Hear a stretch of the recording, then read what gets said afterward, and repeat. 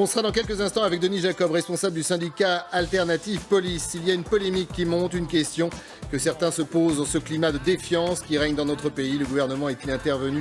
Le préfet de police, le ministre de l'Intérieur, a-t-il laissé faire hier les casseurs place de la Bastille, les Bloc Blocks pour justement ternir une journée de mobilisation? C'est dans un instant.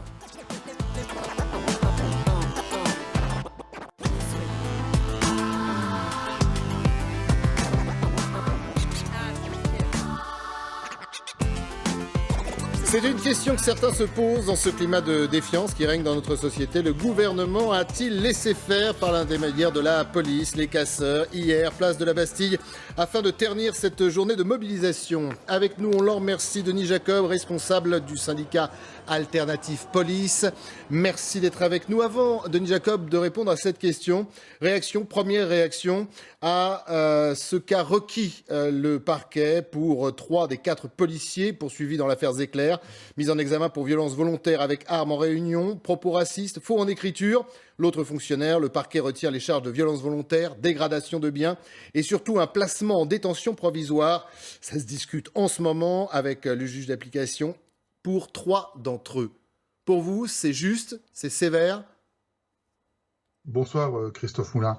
Écoutez, oui, j'ai pris connaissance des réquisitions du procureur de la République. C'est une décision qui est très dure.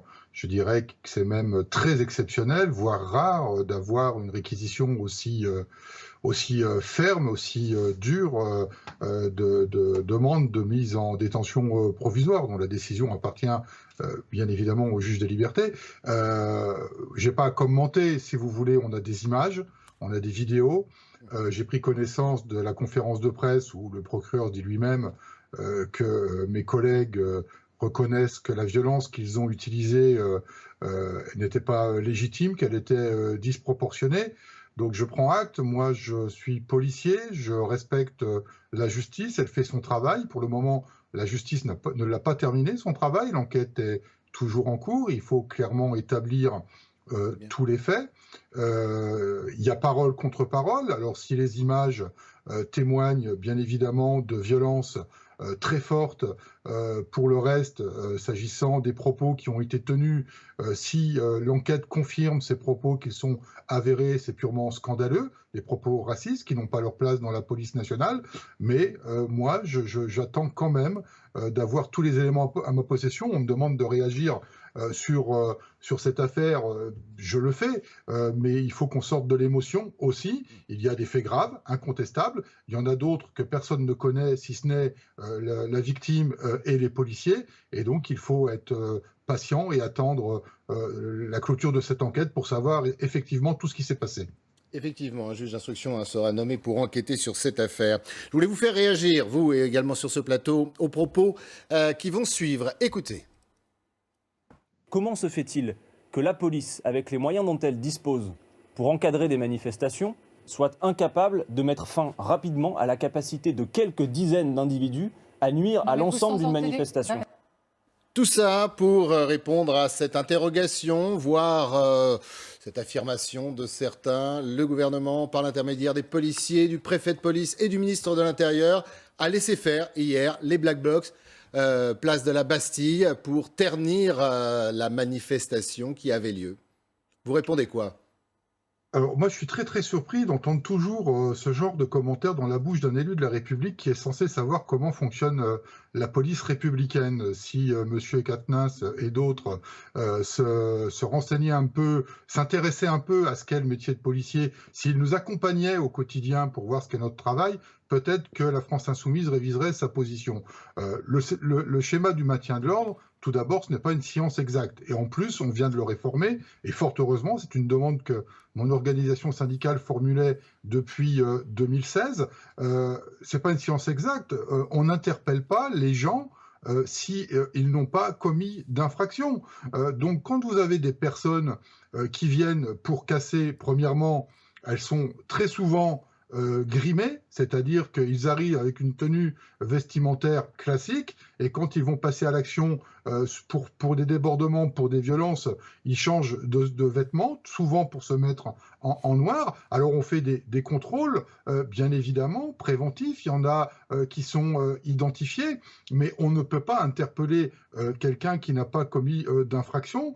J'ai une question, Denis Jacob, vous avez parlé tout à l'heure, et on l'attendait, hein, la réforme en fait du schéma national de maintien de l'ordre. On se souvient que c'était une annonce qui était tout le temps répétée par Christophe Castaner quand il était ministre de l'Intérieur, et qui n'arrivait pas. On a quand même depuis la loi, je crois que c'est depuis les lois travail qu'il y a eu vraiment ces manifestations qui se terminent toujours comme ça.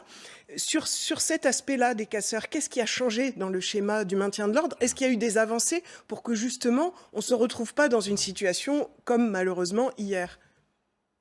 Le schéma du maintien de l'ordre, il prévoit tout un tas de dispositifs qui visent à ne pas, espérons-le, mais revivre ce qu'on a pu revivre de semaine en semaine avec les Gilets jaunes. Mais c'est très difficile dans une situation comme on a connue hier, de pouvoir travailler selon la théorie édictée par une doctrine de maintien de l'ordre. Il y a la doctrine, il y a le schéma de maintien de l'ordre, et puis après, il y a la réalité du terrain. Chaque manifestation est différente. Et nous, ce qui a changé, c'est que, alors là, on ne l'a pas encore parce que ça nécessite des moyens, mais nous, on a demandé des véhicules sonos qui permettent de disperser la population pacifique qui vient manifester pour essayer de se concentrer uniquement sur les casseurs. Vous le voyez sur les images, il n'y a pas que des casseurs. Sur les moments de débordement, vous avez des manifestants, vous avez des journalistes. Si on rentre, excusez-moi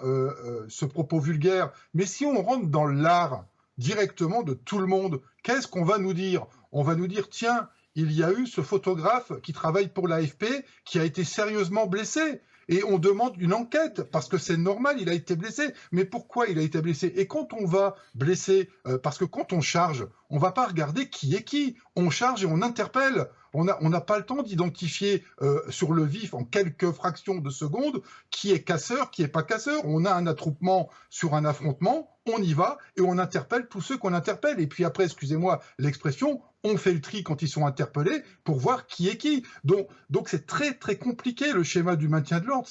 C'est beau d'en parler comme ça sur le papier en disant oui, il faudrait qu'on y aille, mais sur le terrain, la réalité est tout autre. Vous marchez, on a pu le comprendre pour certains d'entre vous, en tout cas sur des œufs en ce qui concerne le maintien de l'ordre et les manifestations. Pierre-René Lemas et Roland Quérol. Bon, moi, il se trouve que des opérations de maintien de l'ordre, à l'époque où j'étais préfet, j'en ai géré beaucoup. Donc, ce que dit à l'instant le représentant, le secrétaire général du syndicat est parfaitement exact. Il y a d'abord une différence majeure entre les doctrines générales et puis l'application sur le terrain. Sur les doctrines générales, notamment le nouveau schéma de maintien de l'ordre qui a été rendu public, il n'est pas révolutionnaire. Et d'ailleurs, un certain nombre d'organisations syndicales ont dit on aurait peut-être pu concerter un peu plus, je ne sais pas quelle est la position de la vôtre, mais on a consulté des experts, des citoyens, enfin ce qu'on adore faire aujourd'hui lorsqu'on essaye de bâtir une doctrine administrative. Mais est-ce qu'on a suffisamment écouté ceux qui sont réellement sur le terrain? Je ne suis pas sûr. Je suis pas sûr. En le lisant, il y a eu très peu de concertation avec les organisations syndicales. Voilà, c'est bien ce que j'avais compris, simplement en lisant d'ailleurs. Parce qu'il y a du vocabulaire, par exemple, il y a des choses vraiment révolutionnaires. On va changer le mode d'interpellation des gens. Au lieu de dire ce qu'on dit aujourd'hui, pour dire attention, nous allons intervenir, vous savez, les 3 sommations, on va changer le vocabulaire des 3 sommations. Alors moi je veux bien, mais ça me paraît pas un changement considérable. En revanche, dans les règles de base d'une opération de maintien de l'ordre, qui passe notamment par 2 choses. La première, c'est la nécessité de toujours prévoir une possibilité de sortie pour les manifestants. Ne jamais les enfermer dans une souricière. Toujours prévoir une porte. Et puis la deuxième, c'est d'essayer le plus possible d'anticiper les casseurs, justement, ce qu'on appelle les casseurs. Je rappelle qu'on a commencé à parler des casseurs, vous savez quand? À l'époque de monsieur Perfit. C'est-à-dire, il y a 40 ans, où on a créé une loi anti-casseurs, et on a découvert qu'il y avait des casseurs dans les manifestations. Et moi, j'ai l'impression que tous les 2 ans, là, on se dit, tiens, il y a des casseurs. Alors maintenant, ils s'appellent plus casseurs, ils s'appellent Black Bloc, mais c'est à peu près les mêmes. C'est des gens qui sont là pour pourrir la manifestation et pour éventuellement piller s'ils peuvent le faire. C'est très compliqué. Et ça devrait faire partie, me semble-t-il, des règles de base. Et je ne les ai pas vues, en tous les cas, dans le schéma de maintien de l'ordre. C'est comment on rend conciliable l'opération de maintien de l'ordre proprement dite, qui quelque part est une opération de type police administrative, et l'intervention judiciaire sur des gens qui commettent des actes répréhensibles, c'est-à-dire des crimes et délits. Ça fait des années que ce sujet est sur la table, et je pense indispensable, au moins autant indispensable que le renforcement des moyens, qu'on puisse réfléchir à l'organisation du maintien de l'ordre de manière extrêmement concrète. On dit, bon, c'est comme ça depuis longtemps, les casseurs, etc. Enfin, sauf que, il me semble que jusqu'à il y a une certaine période, les violences étaient plutôt en fin de manifestation. C'était plutôt des violences, d'ailleurs, contre des... C'était le cas hier ? Oui, non, parce qu'hier, c'était des attaques délibérées sur des policiers, quand même. Non, je parle des casseurs. La violence à l'égard des policiers qui eux-mêmes sont chargés de maintenir l'ordre dans la manifestation, c'est plutôt assez récent quand même. Jusqu'à présent, les petits affrontements ou arrivaient plutôt en queue de On en a beaucoup parlé avec les premières manifestations des Gilets jaunes. Les Gilets jaunes, et on a l'impression que c'est devenu une sorte de sport national maintenant, dans les manifestations quand même. La France était donc là, il y a eu une évolution. Monde où on venait apprendre, il y a quelques années, c'est en France, qu'on venait apprendre la manière de gérer une manifestation. Peut-être qu'il faut qu'on se remette à jour. Ouais, il se trouve qu'aujourd'hui, nous avons très peu appris de ce qui se passe dans des pays qui ont vécu ce type de violence, comme nous le vivons, nous, pratiquement depuis la loi El Khomri, pour être prêt, pour le dater dans le temps, avec une violence extrême en cours de manif et une violence à l'égard des forces de l'ordre. Ben, je suis étonné qu'on n'ait pas plus avancé dans la réflexion et les propositions à l'occasion du nouveau schéma de maintien de l'ordre dont vous parliez à l'instant. Roland, je voudrais revenir sur la déclaration de Quatennens, parce que c'est un vieux truc de l'extrême gauche. Oui. Moi, dans les années 70, ils ne s'appelaient pas les Black Blocs, ils s'appelaient les autonomes. C'est ça. Et les dirigeants d'extrême gauche disaient qu'ils sont en fait à la solde du pouvoir. Les dirigeants en question savaient très bien que c'était une blague. C'était une façon de dire pour aller dans les médias. C'est exactement ce que fait aujourd'hui Quatennens. Oui. Et c'est absolument scandaleux. Deuxième chose, Monsieur Denis Jacob a raison de dire qu'on ne va pas se mettre à arrêter les gens de façon préventive. Il y a beaucoup de gens qui disent, mais puisque la police les connaît, ils n'ont qu'à les arrêter. La police ne les connaît pas, et ils n'ont pas le droit de les arrêter quand ils n'ont rien fait. Moi, j'ai appelé la loi dans laquelle nous vivons par ailleurs en ce moment, la loi sécurité globale, je l'ai appelée loi scélérate. Oui. Mais je me rappelle de ce que c'était les lois scélérates en 1893-94, et j'indique à M. Darmanin, s'il est à la recherche de nouvelles mesures, la première des lois scélérates avait prévu qu'on pourrait arrêter et mettre en prison de façon préventive les gens qui étaient soupçonnés d'être anarchistes. Donc vous voyez, ces tentations existent, mais Dieu merci, ça n'existe pas dans notre droit positif. Et la troisième chose, et c'est en même temps une question à M. Jacob... Dieu merci, il y a le Conseil d'État. N'en profitez pas pour dire des choses pareilles. La troisième chose, donc c'est en même temps une question à Denis Jacob, s'il veut bien. Les policiers laissent peut-être trop entendre aux journalistes qu'ils savent très bien qui sont ces Black Blocs. Moi, je crois que la plupart des policiers ne savent pas du tout les identifier à l'avance, qui sont fort bien organisés, qui se déguisent en étant déjà arrivés dans les manifs, qu'ils ont une technique de rue assez au point, qu'ils savent se faufiler et se tirer, et donc que c'est extrêmement difficile d'arriver à les arrêter dans le feu de l'action. Est-ce que j'ai raison ou pas ? Alors, vous avez en partie raison, si je peux me permettre.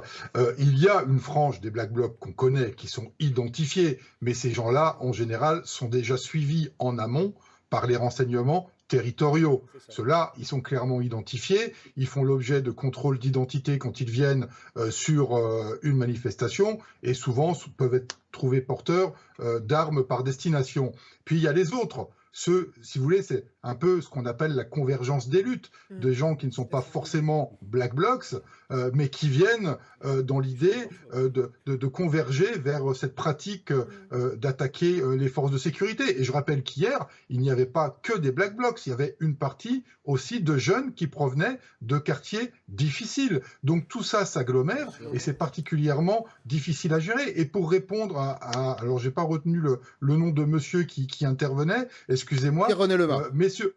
Mais sur le fait, pourquoi aujourd'hui on s'en prenait aux policiers tout de suite alors qu'avant c'était en fin de manifestation? Eh bien, tout simplement parce qu'on a revu la pratique du maintien de l'ordre qui consistait auparavant de se tenir à distance des manifestations, c'est-à-dire très souvent dans des rues adjacentes pour pas être vu, pour pas que ce soit pris comme de la provocation et pour faire en sorte que la manifestation respecte bien le cortège, le cheminement du cortège qui a été préalablement défini avec les autorités de la préfecture de police notamment. Aujourd'hui, on est plus dans une technique de contact, puisqu'on nous demande d'interpeller les casseurs et que pour les interpeller, il faut que nous soyons directement sur le cortège et donc on est visible immédiatement et donc on a tout de suite des affrontements à chaque rue, à chaque carrefour. Quand on voit un groupe de CRS ou de gendarmes mobiles, eh bien on se prend une volée de pavés.